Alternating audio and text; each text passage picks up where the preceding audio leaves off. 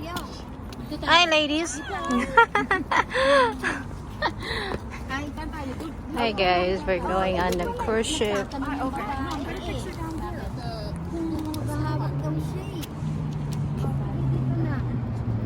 Oh, ito.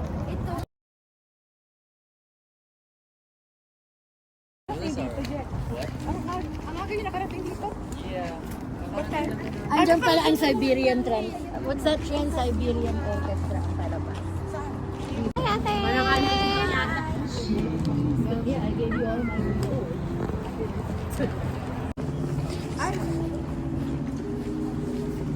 Madam, ba't ka nag-bilis? Kasi naiihi ako. Ano naman di ba kayo ni ate na? 1 hour pa lang. Ate Luisa, magpalit kayo ng vlogs na din sa kanya. No! Kasi, takyan mo. Bakit na? Ayos lang naman po Ay, dito, ang ganda. Oh, dito, oh.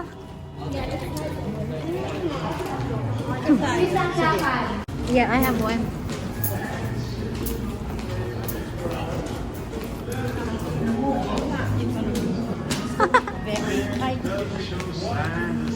Here is our boat. I don't know which one. Oh, there's plenty. This is beautiful. Nobody's here yet. Hi everyone. So we're here at Pittsburgh. So we're gonna go take a cruise ship here.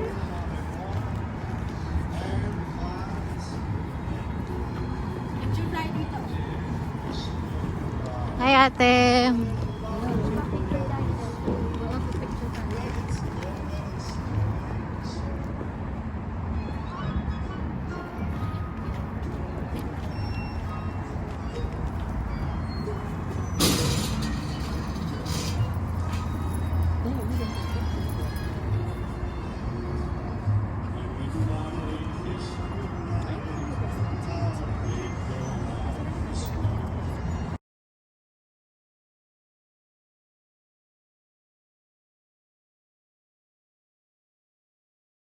Hindi ka makita.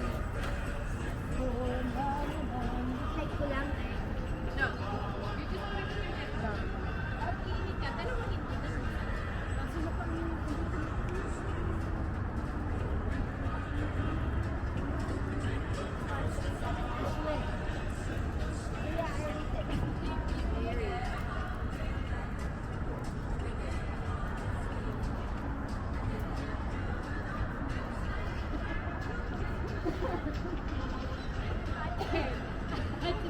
This is our boat here. This is our cruise. Tumigil na eh. Siyempre kapatid ko siya, di ba? Hi ate, Melanie. Ang ganda naman ng camera mo. Hindi, nagpa-vlog siya eh. Nasaan ka na ba? Ayan, hi B. Hi Mary. Ang cute ng ano niya. Say hi. Ay, no, wala. Wait, here. Ha? Don't mind my nose. Rudolph. It's a stranger. I have. We go. Si ate. Ayan, ayan si ate. Hi ate Luisa.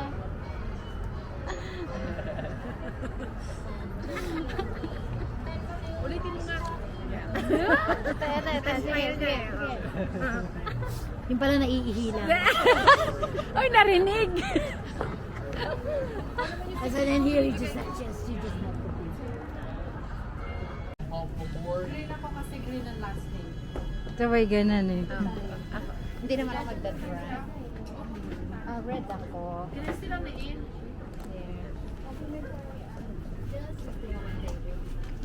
We'll just take, it's 1:11 to 1:30. So we'll fit in one table, right? Ha? Bunot. Sandali. Bunot. Hi, Hoy, wasa na ako. Luisa. Landayan dito. Uy, maandar na ba tayo? Oo, ayun, nagpapaganda pa si Bea. Bunot. Ay, dalawa sa akin. Sandali. Dalawa sa'yo. Dalawa yung nabunot. Sabi ko walang dayaan, nandadaya ka naman. Di nga. Okay. Lalagyan ko ba ng subject? Pag nabunot niya yung senyo, palitan natin. O, sinend ko na. Okay, one for you. One for Vanessa. And last Oh, wait, for dalawa. Kelly. Ano ba to? Dalawa? Oh, no. Nakaipit kasi ng dalawa. Okay, 1, 2, 3. 1, 2, 3. Number 2. Uy, Four sa akin. Number 3. Ay, Number sa akin. Diba yours? Oh, shit. What number is 4? Sa kanya galing. So you then, we'll switch with her. Oh, okay. There you go. Ano number yung sa akin? Number 2. I got number 2. Okay. What number? I got mom. 8? Oh, 7. Okay, I got number 3. Number 3 sa'yo. Sa'yo. There you Thank go. you. Magbibit-bit talaga number 4. I got 6. Number 1. Yeah, thank you. Ano yung sa akin? Number 1. Victoria's Secret ka, Tilani. Ay, walang picture. Number 5 is... Baterya. Ay, palis na yun. Oo nga. Ano sa'yo, Ate Lani? I was hoping for a vibrator. Wala. Massage. It's close. So I don't have to go to the park. Hindi ka na manganganak, wala ka ng regla. She always pang ano na lang. My bump. Pang dinuguan na lang. Di ba magkaibigan tayo? Oh, she said. I think you know what she said. Lalagay ko yung baby kayo. I told her she's menopause. Bastos. She's menopause. She can't have any more babies. Merry Christmas. Merry Christmas. Look, I got my own lipstick. The airport is downhill 128 miles from Fairmont until reaching Pittsburgh. Trying to blow south, it does follow a very windy and snake-like path, which then over the years did create very steep banks. In fact, named by Indians, and all three rivers are named by the Indians, Monongahela does these steep sliding banks down the river. And you can see that to the right-hand side when you look up at the top of Mount Washington. Leaving Station Square Dock to the right-hand side, we begin to see the entire Station Square complex. This area to the right at one time was a planning railroad station. It now recently has been converted over to very many fine freight shops and restaurants. Restaurants like Pittsburgh, Yeah, we're going up. game fish can now be fished from our rivers. You can now catch walleye, muskie, largemouth, and smallmouth bass. I don't know. In She fact, lost. We do have over 350 species of fish living in our waters here today. We're going to turn around here on the Monongahela River and head back downstream.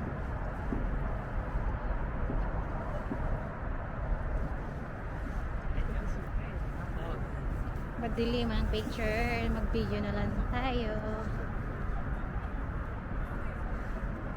Asa na si B? Nawala na. Madilim man, uy. Oh, mayroon to. Wow! Sama niyo naman kami. Ako naman. Ala. Oh my goodness. See, meron. Paano i-live to? Oh. See? Oh, mayroon. Madilim yata, no? No, it's fine. Where's the other cruise?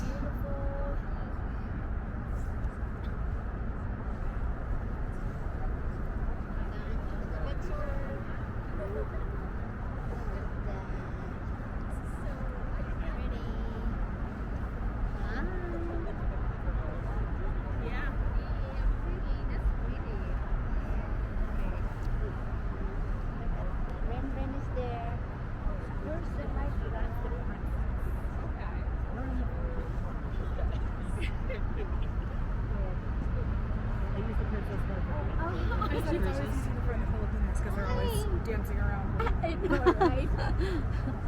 Look here on the video.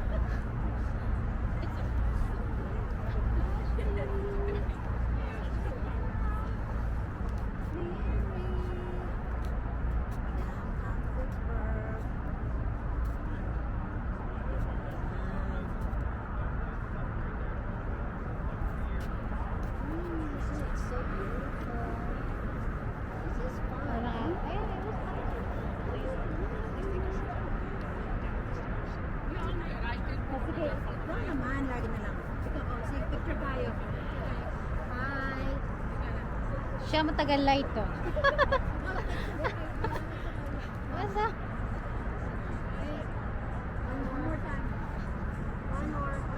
Okay, I'll be right here. Alright, I'm behind.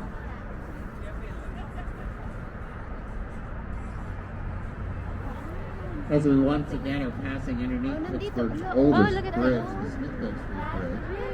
Look over to the right-hand side, you begin to see the Monongahela Wharf and the Monongahela parking lot. It's behind the tree line underneath the highway. This was always a parking lot here to the right-hand side, all the way into the early 1800s. Not for cars at that time, but for many steamships that would flood to the city by 100 or more, sometimes battling each other, waiting a week or more to find a spot to drop off their goods to the city. Being the only real mode of transportation, it did get a lot of steamboats pulling in, dropping off their goods.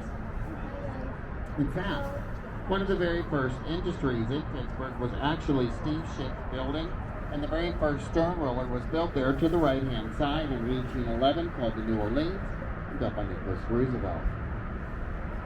Now, the whole line of smaller buildings right above the highway that are up front in the foreground of the city, this line of buildings is called First Side.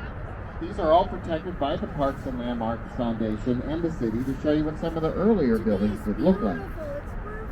But not even the color of the paint within them or on them could ever be changed without permission to show you what these buildings are.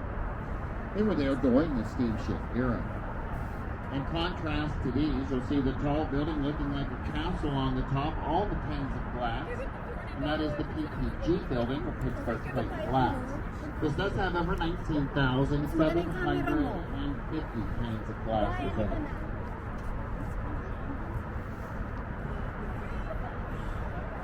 Now, if you look in the dark and on both sides of the riverbanks, you'll see these two old bridge piers. I mean, these are landmarks. That's where the old Wabash Railroad Bridge came across the river. It did use the tunnel to the left-hand side where you see the two green lights. At one time, the train went across through there, across the old wooden bridge, made a left-hand turn, went to the Queen of Pittsburgh to the old wooden Wabash Railroad Terminal. Well, this terminal did burn down to the ground in the Great Fire of 1946, which ended up burning one-third of the city to the ground. And they took the bridge out 1 year later. This is nice. Sit down. We are going to see 3 stadiums here today, all with beautiful and open views to the city. To the left-hand side is the very first one and the newest stadium, and that's Highmark Stadium. Built in 1999 for $10 million, this is home of our professional soccer team, the Pittsburgh Riverboat.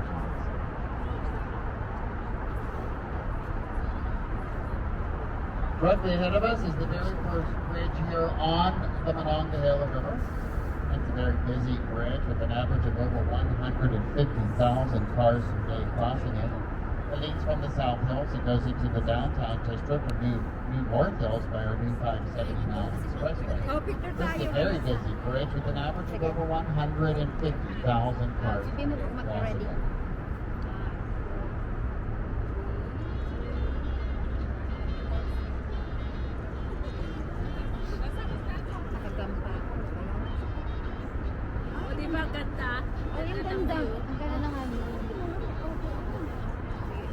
Oh, isa pa. Isa pa daw.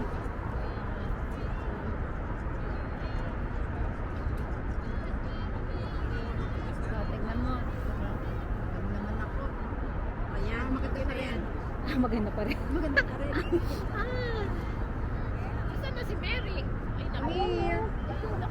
Say hello, guys. Madilim sa Pittsburgh. Madilim ang Pittsburgh. Oh, tignan mo, hindi masyadong maganda. Wala kasing flash. Dapat may flash ka. Hindi ko picture naman yung flash. Eh, kaya naman yung picture. Ikaw, mag-picture tayo. Walang flash. Nagbibideo ako, uy. Oh, yung bridge. Malapit na tayo. Sige, mag-picture tayo sa bridge. Uy!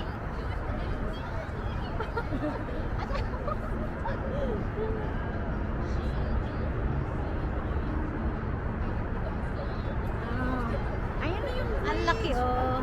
Likod. Isa pa ganyan.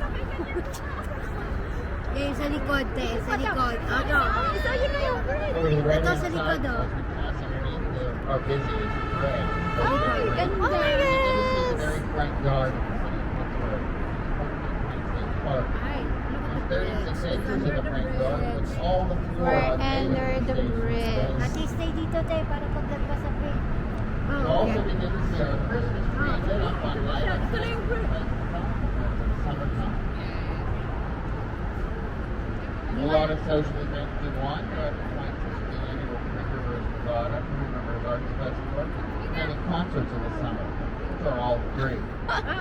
Maglayo. Layo ka. To the left-hand side, you'll begin to see the second lit-up tracks, all in Christmas red. And that's our second incline, the Duquesne incline, leading all the way up into Duquesne Heights. Up here, there are fine condominiums and restaurants that overlook the city. The famous Lamont restaurant with its horizontal white lights. And to the right of the tracks in the tall building there on the ground floor is the Monterey Bay Fish Grotto, which is known for its fresh crab cakes.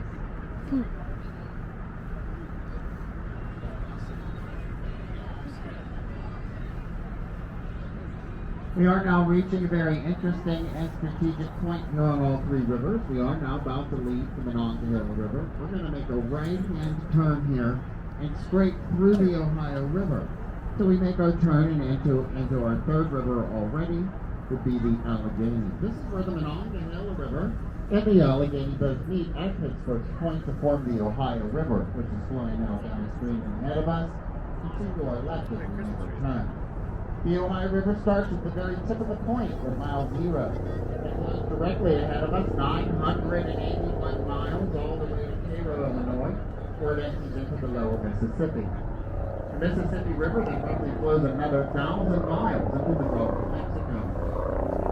Ladies and gentlemen, it's every 2 weeks and I go straight down the river and I do tap dancing on Bourbon Street in New Orleans, Louisiana. With access to the Gulf of Mexico, you then have access to the ocean.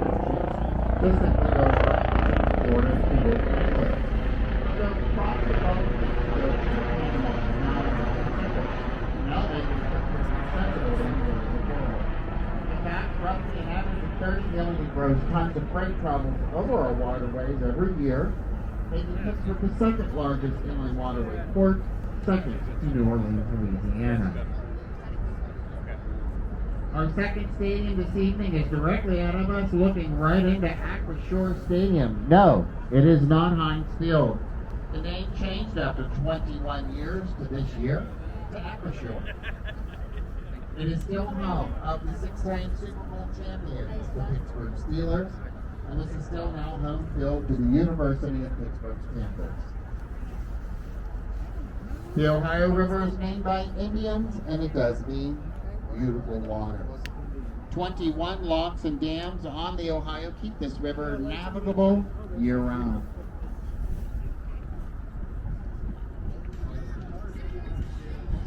As we're done scraping through the Ohio, we've entered into our third river already, the Allegheny.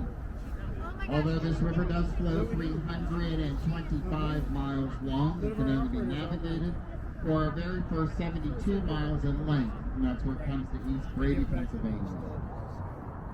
There it meets with a very low bridge, and there are no locks and dams built past that point, so it is quite shallow. Monongahela River is quite different than the Allegheny that we have just entered. Monongahela River, to our right, has the finest quality. I mean, has a nice bottom and not one island in its entire length, where the Allegheny is known for having the finest quality of sand and gravel river bottom in the entire world, and is also known for having many islands. These two rivers have two things in common. They both meet at Pittsburgh's point to form the Ohio, and of course, they're both named by Indians. Dito, bridge. Oh. Vanessa. Oh, ito na, Vanessa. Tara. Saan ang picture? Pinakpan mo naman na. Oh, kasi mahangit. Oh, ito na. Directly ahead of us is the very first bridge on the Allegheny River. And there's the Fort Pitt Bridge. It is similar to the Fort Pitt Bridge to your right, but only about half its channel span and length. About a little over 60 years ago, this was known as the bridge that went to nowhere, where a station wagon from a college student was driven off the edge of it and dropped 100 feet upside down. The student was just fine. Eating my hair. You can use your phone too.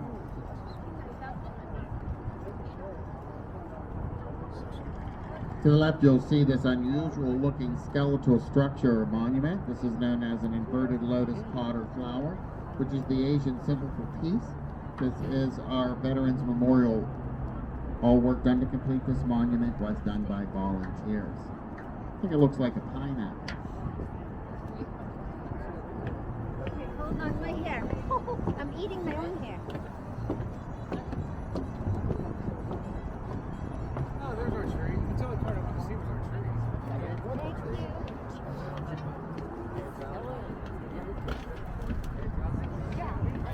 Comes the As bridge. we get close to the 14th bridge, there are three Huh? I said there's a bridges all bridge. lit up on Oh, lights. I thought, akala I'm ko sabi wondering niya if they're going to come the have bride. some kind of No. lights on these in the future of our beautiful 6th, 7th, and 9th Street bridges. Glad we came. There's only 4 bridges like this in the entire world. 3 of them I'm side glad by I side invite in you. Pittsburgh.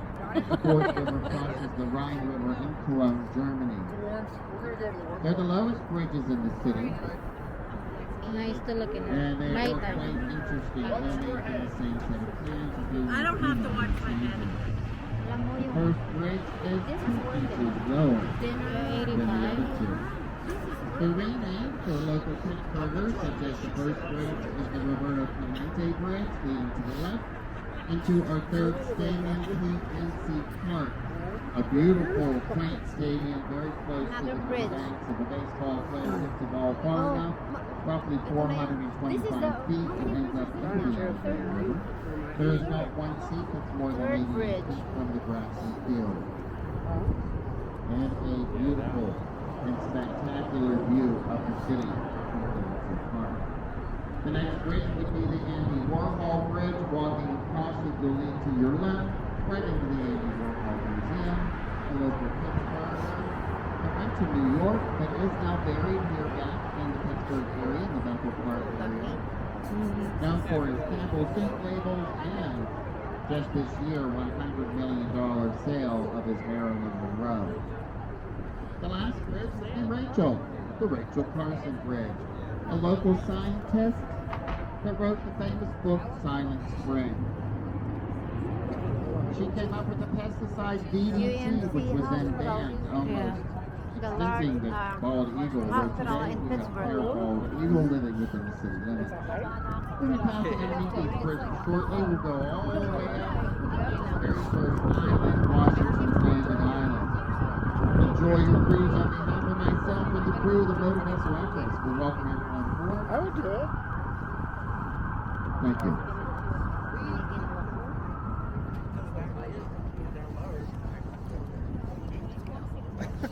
sayang. Yeah. Hi, Mark. Yan yung ano namin. I wish I bring my, Ha? I wish I bring some hot. Really? It used to be, Bakit sinabi nila sa akin? sabi niya sa akin, wala niya daw sila ng girlfriend. So many beds. Yeah, that's Well, what I was like. temperature goes like, you know, like 26 degrees. Cliche na cliche na lang yun. But thank you. Much of the temperature.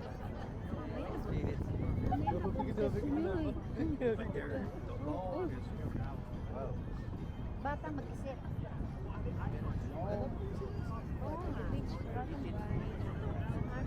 Bata mag-isip. Pennsylvania. Hindi ba siya mag-tour sa lalaki? It's windy.